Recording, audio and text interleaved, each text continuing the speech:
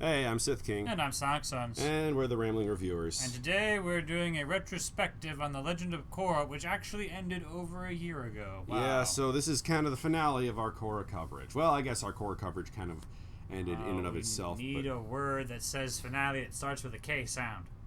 Concluded Korra coverage. Wait, I did that last time, didn't I? You did. In season 4, I just already said that. Whatever. But anyway, so what I thought might be good is to take a look back at The Legend of Korra overall, because it is a show that deserves talking about.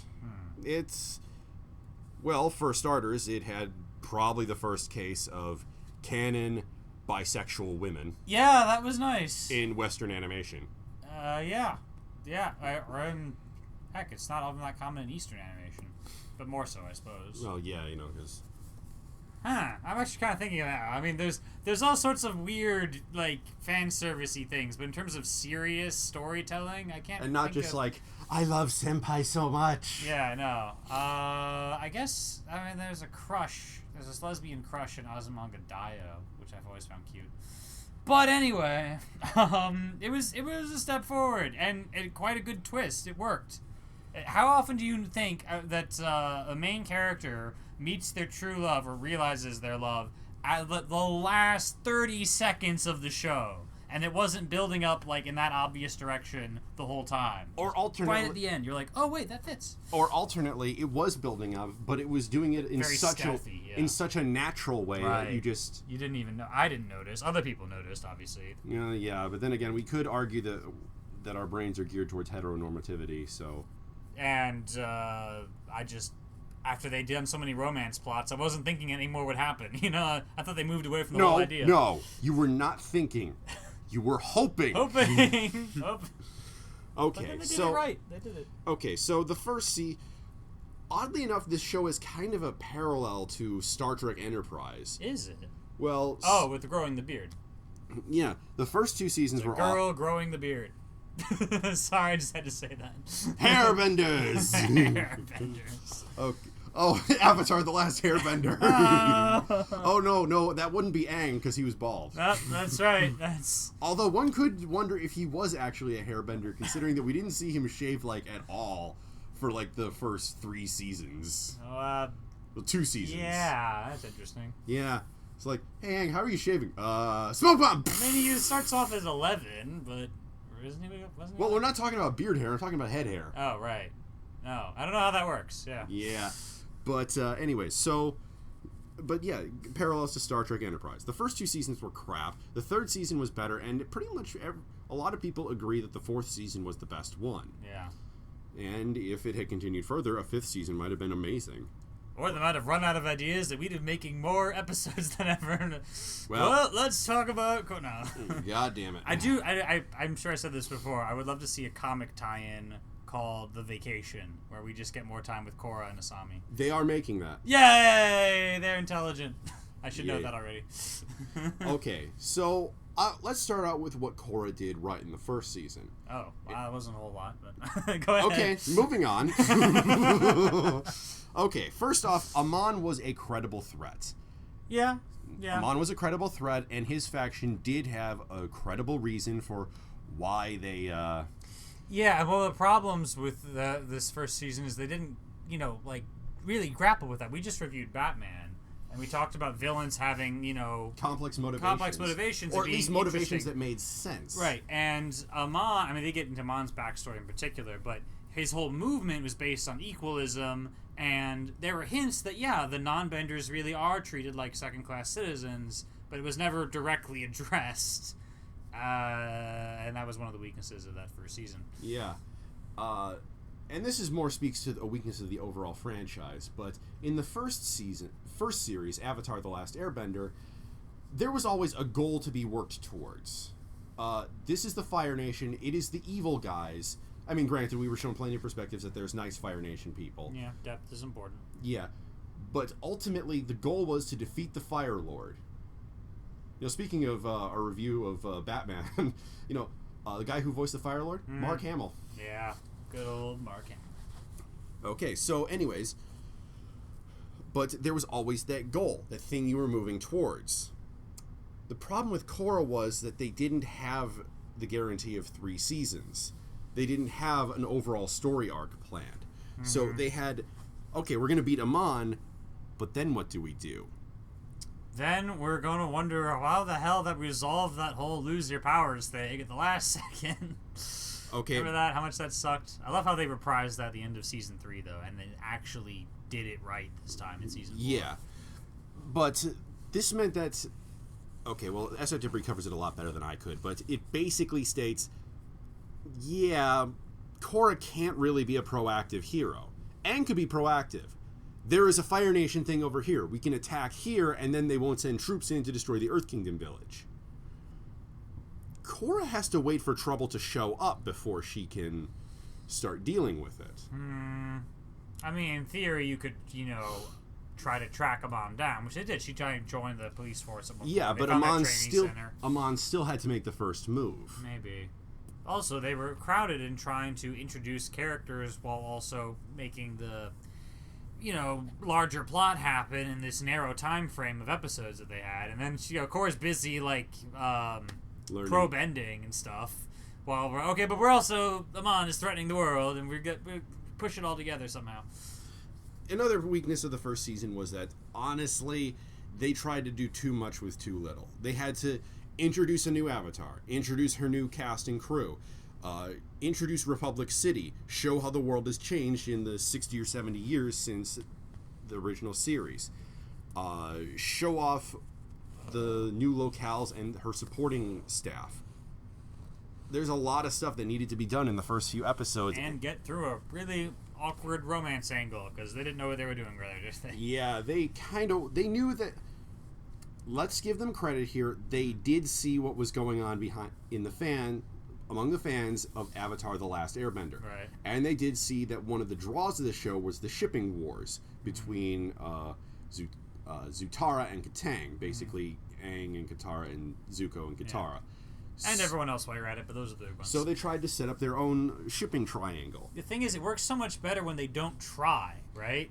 Exactly. They weren't trying to set them up in the first season. It's just they spent so much time together. They clearly liked each other. At least, Aang and Katara spent a lot of time together. But Zuko had his, good guy, his good half that you were hoping would shine through. And so by the time it had built up naturally, they had material to work with in order to actually talk about romance directly in the third season. And this time they rushed it. They really rushed it, which, given that they had only a few episodes to work with, they kind of had to. Yeah, well, I guess they didn't have to. You gotta realize when you're able to do something when you're not, and as a good writer would be like, okay, this is not going to work in the time we've got. Let's just skip it, and focus on something else. Too many things juggled at the same time will just lead to problems. Honestly, one of the more popular ships at the time that the show was originally coming out was Bolin and Asami? Korra. Oh, Bolin and Korra, right. Yeah, because, they seemed to have good natural chemistry together, and they were clearly friends. Mm-hmm. Thus, kind of reflecting the kind of stuff that Aang had with Katara. Yeah. Okay, granted, it wasn't the best, but, whatever. No, there were some weird moments. And everything had to be cleaned up really quickly. Yeah, with the murder-suicide. Remember that one? Yeah. Whoa, we said, Korra was the first one to have bisexual women of color in a canon relationship. And it was it also had a murder-suicide in the... That's the first animated murder-suicide I can think of. In Western animation, anyway. In a kid's cartoon. Okay, something like The Simpsons, you could imagine that. South Park, you could imagine that. Yeah, Family Guy, you could imagine that. But this? It's kids watch this, man. Dude. So the show wasn't afraid to grapple at big concepts. At least sometimes, yeah. And someone else best described it. The problem with the first 2 seasons of Korra in general is Korra herself. The conflict works best when it is in opposition to the character's internal desires. When the character's nature is contrary to what needs to be done. Like Aang struggling over whether to kill Osai. Yes, or Aang having to fight the Fire Nation when he is a monk and naturally more pacifistic. I mean, granted, he could hold his own in a fight, but still. Okay. However, Korra was a much more aggressive character. She excelled at fighting and loved to get into fighting. She struggled at the peaceful aspects, that were kind of why we loved Aang to begin with. Aang was a diplomat a lot of times. Yeah, it takes much more clever writing. It makes for a better show when the character doesn't just punch everything. Yeah. You know, and Batman, for that matter, does punch people a lot, but there was always more to it, right? There's strategies and things that like interesting. Like Babyface. When Babyface. When Babyface has just exhausted all of her rage at Batman and she just breaks down crying. Yeah. Does Batman continue to jump up and punch her? No. He walks over and he hugs her. Yeah. That was interesting. That was very well done. God damn it. The Batman review's over. We're still talking about I know, Batman. right? It's the staying power of Batman. Yes. But that's just it. Season 2 was... Oh, God. Season 2 was not good. First off, they brought back the relationship. Except they made it so that they were fighting, but they still liked each other, until finally they broke it off, and there was much rejoicing. And then they broke it on again because of freaking memory wipe and all this. What happened with that? Yeah, honestly, the best parts of the show up until that point were Juan's story. Yeah, I like Juan's. I mean, still wasn't as good as the stuff that came later. Yes, that's true, but given the rest of Season 2 and Season 1... The other problem with Season 2 is it didn't really have a lot of continuity with the previous season. I mean, it had the characters, but it didn't really explore the consequences of, Amon's disappearance, his murder-suicide. The general trend of, non-benders trying to get their rights recognized. Yeah, I mean, they said, they elected a president. Apparently that just haved. Okay, thanks for doing that off-screen, assholes. Yeah. Yeah. Ass dick faces. Moving on. I don't want to image that. Yeah, I don't either. But anyway, but instead of that, we go straight to I am Unalaq and I hate Ferris wheels. That's right. Oh, what is he just... Like, what was the point of that? Unalaq in general, I don't know what he was planning. Yes, I know he wanted to become a dark avatar and rule over all the world as a dark spirit for 10,000 years. I think that's the idea. But why does he want to rule over the world for 10,000 years? Yeah, why does he want to destroy everything? Yeah, he had less backstory than Amon, come to think of it. And Amon, you could at least ascribe potentially beneficial values to him, like saying, I've seen how benders treat the world, I want to equalize the world. Sure, he might be a bit of a hypocrite in doing so when he's a waterbender himself, but I say how white people I say white people treated other races terribly in the past and continue to do so in several ways, and I'm white. Does that make me a hypocrite? No. It's saying honestly that's what's happening. Right. Though if you claim to be black and we're actually white, that would be a bit of a deception. Yeah, we're gonna avoid that topic for now. But I'm green. No, I'm just kidding. Well, no, mom's food ain't that bad. But actually, it was pretty good. Carne asada, delicious. But what? I like carne asada. No, it is. We're really living up to our name here. But Amon didn't really. I mean, not Amon. Unalaq didn't really. He wasn't really. He was just there to be the villain. He occupied space, and that's really all you can say about him. Yeah, he was generic. Like, all the plots of Season 2 just kind of went nowhere. Varric making the movers as propaganda, that didn't go anywhere. Nope, nowhere. Varric wanting to purchase Future Industries, that didn't go anywhere. Future Industries having terrible security, nobody seemed to notice that. Yeah. It did introduce Varric, so, Yeah, that was one positive. Varric is awesome. Yeah. We love Varric. He's like a sillier Tony Stark or something. Right? Industrialist. Yes, actually, that is exactly what he is. Yeah. He built power armor. He did. He literally built power armor in one episode. Yeah. That was cool. Yeah. So, yeah. He built power armor. Varric was awesome, but... Okay, so him making the movers and buying off Future Industries and bombing the cultural center, that didn't pan out or go anywhere. The relationship between Korra and Mako, that didn't go anywhere. Korra losing her memory was fixed after one episode, essentially. That was showing things that had absolutely nothing to do with her memories. Yeah. This is you know what this is? What? It's the same problem as in the last Airbender movie. I don't remember any of my memories. Here is the memories of Avatar 1. I don't know what the spirit world is. Here's a map of the regular world. Right. Do you know how this works? Clearly you don't. Oh, it's such a terrible movie. I'm so glad we made the review. Yeah. So, okay. But once the... Oh no! He's separated the Avatar spirit away from Korra. Okay. Well, what do we do now? Oh, easy. Sit in this tree and you'll achieve the same spirit unlocky thingy that Aang had to go several episodes. It's not even the same. It's more. Even Aang never went Godzilla mode. No, he didn't go Godzilla. She didn't go Godzilla mode. She went Pacific Rim. Right, yeah. She was turned into a giant person and was fighting a kaiju. Tell me that is not Pacific Rim. That is Pacific Rim, and it was so Deus Ex Machina. Oh my god. Well, Varric's escape because of that was not Deus Ex Machina, because Varric's that kind of guy. Yeah, no. He's the kind of guy that would say, okay, I'm in prison. Julie, did you pack the extending wigs that will allow me to escape in case the wall explodes because of vines? Yes, Plan 17H. It was so good. They actually followed up on Varric and Julie having a relationship. I was so impressed that Julie developed a personality in season 4, particularly. Okay.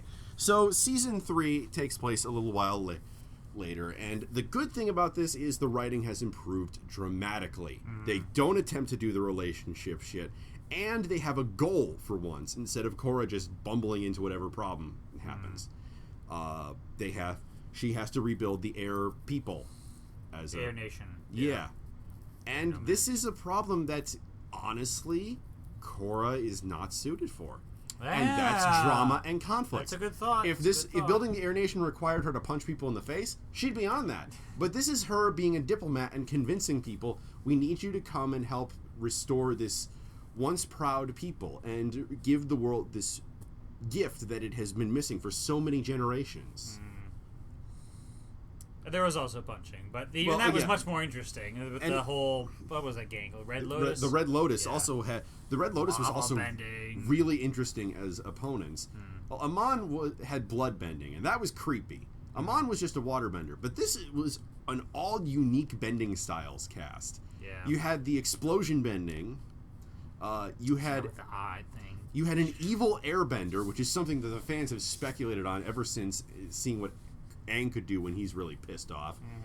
You had lava bending, and giving Bolin a little extra character development as a lava bender. It was neat that they brought it up like he might be a metal bender, and he wasn't, but he got to be something else instead. It was more which actually kind of makes sense, because his mother was from the Earth Nation, Earth Kingdom, and his father was from the Fire Nation. Right. So that might explain, why he got that talent. I also really liked how, what was the airbender's name, the evil one? Zahir had this philosophical bent. Exactly. That really actually fit quite well, especially in season 4, where he shows up again. Not as a recurring villain, like, the Joker breaks out of Arkham, you have to fight him again. But he's still in prison. But, it's meaningful that he exists, and she goes to talk to him. And he, takes vacations in the spirit world and stuff. And that's a unique idea that you can defeat the villain, and they don't just go away like poof, but they also don't just come back in the exact same way they had before. They don't really come back at all, but they exist in a new form, And they're not necessarily coming back as a good guy either. Oh yeah, no, yeah. I mean, he was clearly not fond of Korra, but at the same time, he was in a relationship with Explosion Lady. Yeah. And they hinted at other stories for them too, like saying, "You helped free me from that warlord." I want to hear about that. Yeah. So it had villains that were complex, even if they did die. It gave Korra a task that she needed to accomplish that didn't revolve around punching. Plus, it introduced the metal bending cities, and there was a lot of family drama there. Yeah. Which I found interesting. And Vera came back. Yay! And Vera came back, but the whole isolation versus joining up with larger forces type of idea was interesting. Yeah. And at the end, Korra gets her ass handed to her, and it's not just wallpapered over. Yeah, no. Remember, we referenced it. There was a piece of fan art that showed Korra crying in her wheelchair because she had been beaten so badly, and then And then it shows Varric watching the show. Julie, do the thing. It's finally as good as Avatar. Yeah, big banner comes down. It was finally reached that point. I remember the moment I saw that and I went, oh my gosh, she actually still is poisoned at the end of the episode. And she remains, struggling with that till like at least halfway through season 4. They seriously, changed their tune this time around. Thank goodness. Season 4, I think the big theme of it was consequences. Korra was poisoned. As a consequence, she spent over 3 years trying to recover and failing until eventually she finds Toph, who...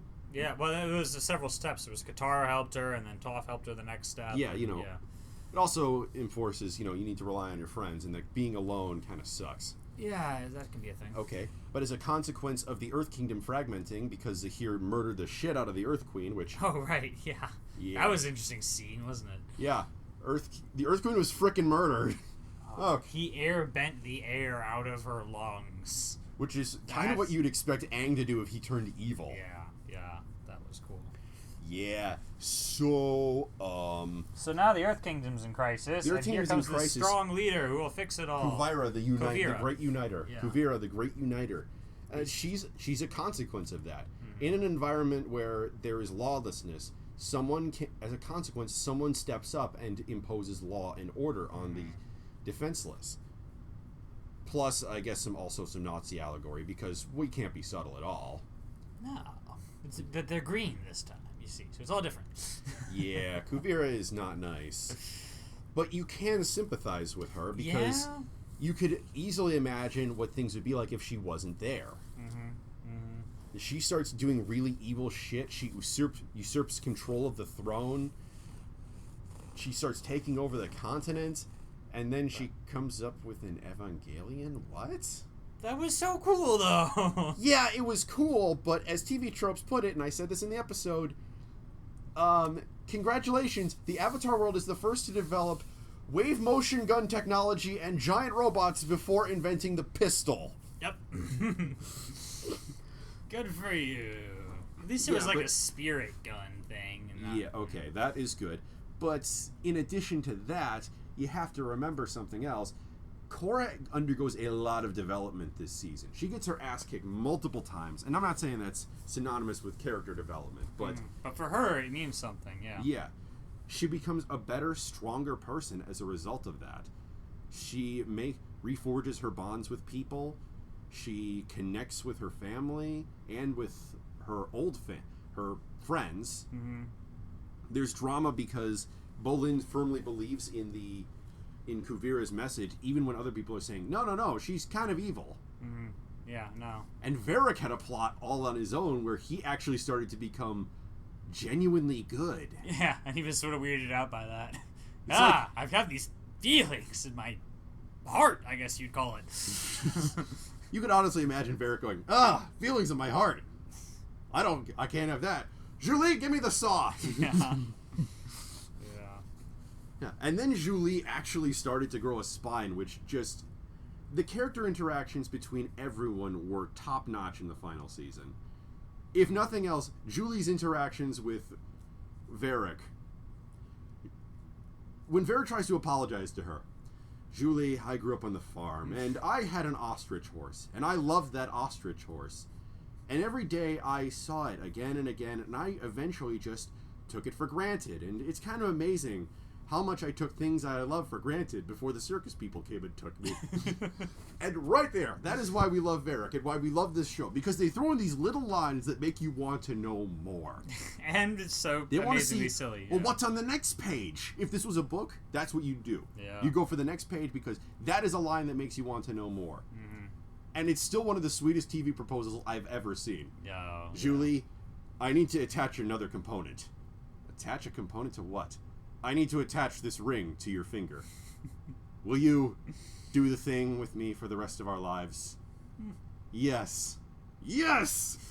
Now, let's go smash these barely functioning flapping machines to a giant mechanical doomsday device. It's exactly how I imagined our engagement. It ended with a wedding. Everything was happy, and we got to see... And democracy, too. I love that. Just it took, like, 6 lines, but, like, oh, yeah, by the way, I'm gonna make democracy in the Earth Kingdom. I was like, oh, my God, the world is actually changing. That's so amazing. Yeah, and just Toph came back, and by season 4, I think they finally got everything right. Yeah. Well, okay, almost everything, but, you know, we're going to nitpick everything. It was very, very good. And then the freaking Korra saw me at the very, very end. Oh my gosh, that's just such a hope for all the oppressed LGBT people. Oh, you want to know what's even better? Huh. They sold prints of Korra and Asami on a date. Oh yeah. And they sent the money to an organization to help troubled LGBT. Aw, so good. Yeah. God. So, in short, the first half we didn't like it too much, but it's set up for the second half so it can be forgiven. Yeah, and that first half gave us so much material to review anyway. So oh my God. That's the great thing about having reviewers. You can make, good stuff out of bad stuff. But the good stuff is good anyway. So it's all good, pretty much. Except for the motionless picture, which was just boring. I can't even think of good things to say about it, honestly. About I did. Even the best stuff I can come up with for the motionless picture. Wait, not the motionless picture. Yeah, Star Trek, the motionless picture. Oh, I thought you were talking about the Avatar movie. The Avatar movie was funny, though, because it was bad in the way you can make fun of. Star Trek Motionless was like, I'm bored. Oh, never mind. Yeah, that was just fucking boring. Yeah. But, yeah, so... Avatar is gone for now. I mean, we're going to see some comic books in the near future. And we're going to continue on with... If we're still around when the third series comes out. But Mike and Brian have said that they're taking a break for the next 5 years or so. Yeah, they should. I wonder what the next one will be in space or something. Ooh, You're gonna have space benders, and they're all gonna have Einstein hair. Yeah, okay. I'm gonna just ignore that for now. I'm gonna make a T-shirt of that now. No, Space Benders. That's just Bender from Futurama. Oh, yeah. Hey, I'm a Space Bender. I'm from space. Someone give me a booze. I'm going to make my own TV show with blackjack and hookers. I'm going to make my own TV show. It will be all about Bender and bending. And, I don't know. Fighting. It'll be awesome. Wow, Bender, I really wasn't expecting this. Yeah, there were some changes in the last 5 minutes. But yeah, so that's Korra. Your thoughts? What you said. The first 2 seasons sucked. The third season got better and better. By the end of the third season, it was on par with the original show, finally. And the fourth season was just great. It shows a couple things. First off, that a show could improve. So thank goodness that they had time enough to do that and not get canceled or something. Secondly, it shows that even great creators can fall. Because these people had made Avatar before, and everyone assumed it was going to be great. And, you know what? They stumbled. For 2 years, they stumbled. And then they found their groove. And, okay, maybe that's a note of hope to other creators out there who are stumbling with their own things. Yeah. Like me. And other people. And but whatever. It's also nice that a children's... It's like Batman the Animated Series in that it shows that even if you aren't on a show for adults, you can still discuss and have shows about serious topics. Yeah, I think we're breaking down slowly anyway, the barriers between, like, kidhood and adulthood in a good way. I heard someone say, nowadays, even people who are, like, 40 years old can be, like, big into comic books, and it's so childish. And I went, actually... How is that any less intellectually challenging than watching football or something? Right? Actually, it's probably more intellectually challenging. That's exactly it. It's either equal or, whatever. It's going to be a person-by-person thing. But a lot of, like, so-called adult stuff isn't any more difficult. It's just, we've randomly marked this is the adult thing, this is the child thing. Well, how about we just, open up the field a little? And we can make stuff that appeals to all ages. Or at least to a larger group than was previously assumed. And we can have gay people, or bisexual people, I should say. It's kind of funny. Yay, bisexuals. Go on TV Tropes and look at the meta section for Legend of Korra Heartwarming. Nickelodeon's top thing for the year 2014, top scene, top thing that they did, it just showed a picture of Korra and Asami looking at each other while the portal's in the background. Aww. Yeah. Even better, in their game, like Nick All Stars Soccer or whatever, it's like one of their Flash games on their site. Oh yeah. Korra and Asami are on a team together, and they have rainbows around them. Aww. Because so fuck sweet. you, everyone else. Yeah. So yeah, man. Someday we gotta join us when the two of us personally make the third series somehow, or whatever we end up doing. Oh wait, we can't do Avatar in space. No, that's James Cameron's thing. Damn it! So did I mention when I first saw? Someone was like, "Oh, they have a trailer for the Avatar movie," and I hadn't even seen much of Avatar, but I knew like the basics, and I saw the trailer and I was like, "Wow, they really moved away from the source material there." Blue cat people in space. Okay, it was a little confusing. Yeah. I think, man, they changed how Aang looks. I know. They changed his name. They changed the plot. They changed. Yeah, which is actually why it's called The Legend of Korra instead of the Avatar, The Legend of Korra. Right, yeah, it was going to be called, they were calling it The Last Airbender, The Legend of Korra, remember? That was just a mouthful, and everyone just was like, hey, it's called The Legend of Korra. And the name wasn't even accurate at that point, because... No, it was just a holdover from the first series. And it's like, we can't call it Avatar, we'll just use the other half of the name. Nah. But The Legend of Korra fits it better. And in the third series, we're going to see Ko, the face stealer. Yes. It's the one thing this show is missing. Yes. I wanted to see Ko again because he said, I'll meet you again, Avatar. Yeah. Yeah. Maybe he shows up in, like, the movie Avatar, his universe. Cameron? Oh my gosh, in, like, Avatar... No, the Last Airbender universe. Oh, well, maybe. But... I don't know. They're not going to make a sequel to The Last Airbender movie. No. I mean, I want Ko to show up in that universe. Besides, Ko didn't show up. It was the dragon. It was the dragon Protoss. Right. We thought it was a Protoss, didn't we? Yeah, we did. I'm trying to remember. Yeah. No, but if Ko shows up in Cameron's Avatar 2... That would be... No one would understand that, but I would think it was funny. Yes. He's like the main villain now, and he totally eats Jake's face somehow. I'd be sad. Well, the creative staff haven't forgot about him. Like, at one point, Mike or Brian, the creators, posted a picture that said, every time you leak a spoiler of Legend of Korra, Ko steals a kitten's face, and it showed a kitten without a face. Oh, Lord. Well, Godspeed, Avatar. Yep. We'll be waiting for you on the other side. Of the portal. I guess.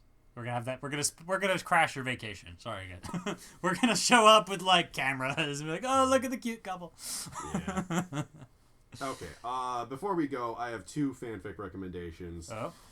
First off is... Through the Dragon King's Temple, or something like that. It's a Stargate SG-1 and Avatar crossover. Where basically Toph and Zuko get trapped in SGC, and no one can understand them. It's just really well written and stuff. And it's clear that the characters all have the writer has a deep understanding of the thing. The second one I'd like to recommend is Avatar of Victory, a Mass Effect and Avatar The Last Airbender / Legend of Korra crossover. Which is genuinely really frighteningly good. Wow. And how much it makes sense and actually makes the story better for Mass Effect. Well, yeah, that ending needed a change, didn't it? Well, it's not up to that in the story yet. I mean, but, yeah. But I just recommend those stories. I know it doesn't really have anything to do with our thing, but then again, I was talking about carne asada earlier, so screw that. Carne asada is another great fanfic, and if it doesn't exist carne yet, asada is a food. It is. If it doesn't exist soaked yet, in sauces. I'm just gonna go on like FimFiction and write something called carne asada so people can look it up now. Oh my, dear Lord, why? Oh Jesus. Man, what would Rambling Reviewers fanfiction be like? It would be freaking. We get visited by Korra during the review. No, here's how it would be. It would be us hiding from all the people we've pissed off. That could be interesting. Run the hell away from everything. Yeah. I am Avatar Ung. You will pay for what you said about my movie. And here's Sokka. Oh, God. We'd be able to escape the crew of the Enterprise from the motionless picture, though. They'd just take forever to get to us, and it would be mostly special effects. Oh, we gotta make like an animated version of this now or something. Get fricking, Lewis Lovehog to show up. Oh, dear Lord, no. No, leave him out of he this. He would pwn us with his reviewing skills. Yeah. He would have images on the screen. Hey, that's one thing I got for Christmas. I got a book on how to edit videos. So hopefully at some point in the future we will have actual video content for this. Wow, that'd be interesting. Yeah. Okay. Well, we'll have plenty of audio in any case. So, anyways, this year's 2016. Yeah. So, vote not Trump. Just letting you know. Well, I'm just saying we got a lot of stuff coming down the pipe for you guys. We got a 3-way review of Star Wars: The Force Unleashed coming up. We're gonna talk about the word 3-way just threw me for a loop. Get your head out of the gutter, God damn it. Well, we have a 3-person review coming up with my cousin about Star Wars: The Force Awakens, not The Force Unleashed. I keep getting that mixed up. Yeah. Star Wars: The Force Awakens. A Halo retrospective going up through Halo 4 because I can't play Halo 5 because that requires an Xbox One and I don't have an Xbox One. I haven't even played that much Halo 4. It's been a long time since I touched Halo. I used to be big into it, but yeah. Well, it helps that whatever. But what else do we have planned? Let me know. We're going to be watching Jupiter Ascending. Oh God, Jupiter! AKA the worst movie I've ever seen ever.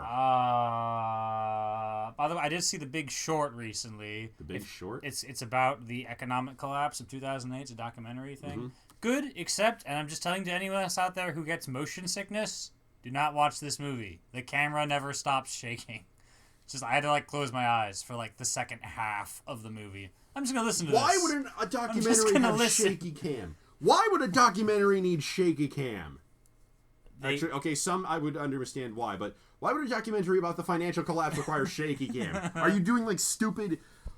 And then it got really shaky, and the finances were collapsing. Most people they were fine with the shaking. I was just closing my eyes now. Okay, well, I can understand that. I mean, after all, the first episode of this show was about. Oh, yeah, Man of Steel. No, man, that's what's coming up is freaking Dawn of Justice, Batman versus Superman. Is that this year or next year? I have no idea. I've seen a trailer already. It must be this year. But yeah, I'm just going to say right now, I think it's going to suck for 2 obvious reasons. One, it's from the Man of Steel universe. Yeah. That's a bad start. That's not a good start. And 2, Wonder Woman. Not because I hate Wonder Woman. If it was any other, if it was a Martian Manhunter, if it was The Flash, I would still say this is going to be a sucky movie. Because if you're going to make Batman versus Superman, don't throw in an extraneous third character for no reason except you're obviously just trying to copy the Avengers. What if it was Deadpool? Because that would be awesome. Okay, this year. The Deadpool movie. No, I saw the Deadpool trailer movie? for that, and it was it looks kind of funny, but they're also talking about his origins. I'm don't give me Deadpool's origins. Just have Deadpool show up like crazy and not even explain himself. No. Here's what you do. You start to explain, and then 5 minutes into the origins, Deadpool goes, boring, steps out of the... It starts walking and starts walks out of the frame. No, he pulls up somehow. a TiVo remote and fast forwards to the good parts of the movie. Yeah, no, I hope that's what they do. Okay, so the Deadpool movie, we're going to see that. Man of Steel 2-ish thing. Yeah, Batman. Independence Day 2, Kung Fu Panda 3. Goodness gracious, they're all sequels. My God, it's full of sequels. Yeah. Hey, Kung Fu Panda is amazing. Kung Fu Panda is good, actually. But, what is Independence Day 2 going to be except just the same movie? What else are they going to do? Come on. Jesus crap. Angry Birds, that's coming out. Oh my God, is that a movie now? Yes. I'm out of the loop on that. Okay. I thought they were kidding, and then I was like, oh, this is real, isn't it? God. I have to see that if only to see, wow. I mean, there isn't a story to Here's the story of Angry Birds. Some pigs steal some eggs, the birds get angry, they try to get the eggs back. That's the story. That's the epic story, including all the characters that you need to know. Except there's a king pig. I forgot to mention that. There's a king pig, and that's the only thing that you need to know. Jesus crap. So, off the top of your head, can you think of anything original coming out this year? Angry Birds.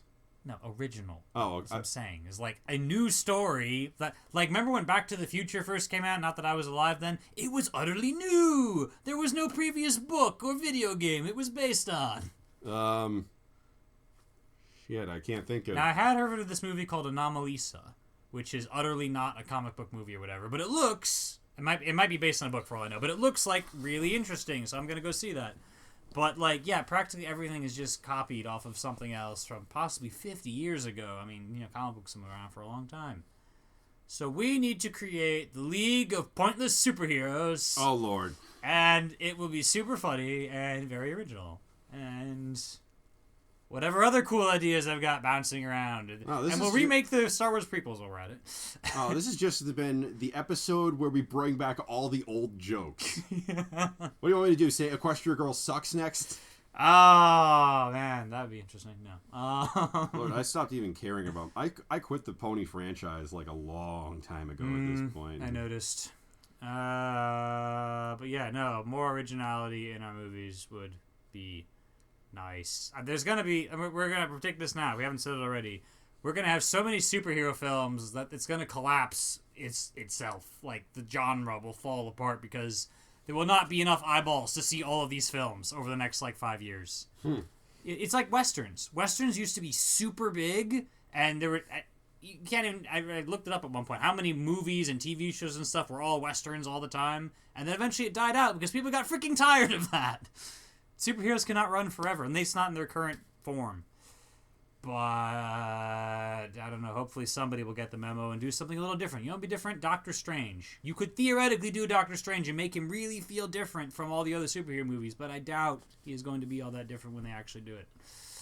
Oh, Lord. He's going to, like, fly around in New York City in broad daylight and shoot fireballs at a monster or something. I'd be like, yeah, it's exactly like Tony Stark shooting things with his repulsor things. No, it's going to be in some... He's going to be flying around in some CGI labyrinth of eternal magics while that would be better. Cthulhu. That would be better, but hopefully... Yeah, but it will be exactly the same as Tony Stark shooting down Leviathans. Yeah, no, you're right. It might end up just... You got to...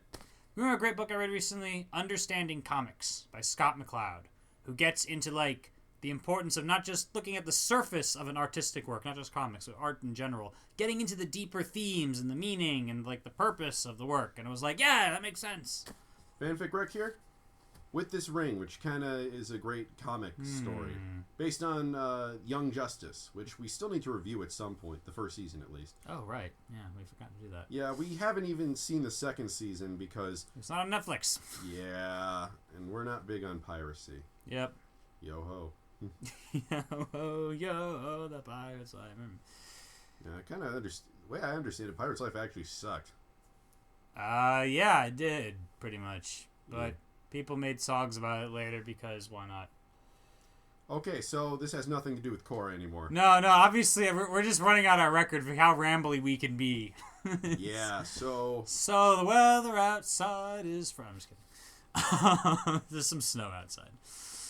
Not that I can really see it from where I am, but I presume it hasn't melted in the time since we've been talking, unless we've been talking for 6 months and didn't realize it. Or global warming's a lot worse. Oh, I hope not. I predict not. Are we done? I think we're done. Okay. So that was Korra and a bunch of other stuff. Okay, so I'm Sith King. And I'm Sonic Sons. We're signing off.